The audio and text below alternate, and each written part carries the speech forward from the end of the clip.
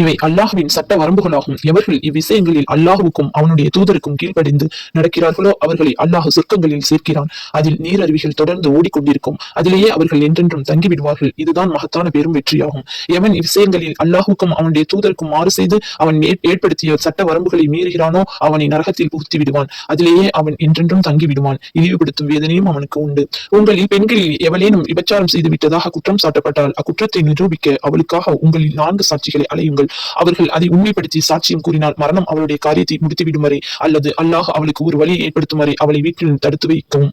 உங்களில் ஆண்களில் இருவர் மானக்கேடான காரியத்தை செய்துவிட்டால் அவ்விருவரையும் நித்தித்து அல்லது அடித்து துன்புறுத்துங்கள். அவ்விருவரும் தங்கள் குற்றத்திற்காக வருத்தப்பட்டு அதிலிருந்து விலகி ஒழுங்காக நடந்து கொண்டால் அவர்களை புறக்கணித்து விட்டு விடுங்கள். நிச்சயமாக அல்லாஹ் மிக்க மன்னிப்பவனாக மகா கருணையாளனாக இருக்கிறான். எவர்கள் தங்கள் அறியாமையினால் பாவத்தை செய்து அதை பாவம் என அறிந்து பின்னர் வருத்தப்பட்டு அது சீக்கிரத்தில் அதிலிருந்து நீங்கி விடுகிறார்களோ அவர்களை மன்னிப்பதுதான் அல்லாஹ்வின் மீது கடமையாகும்.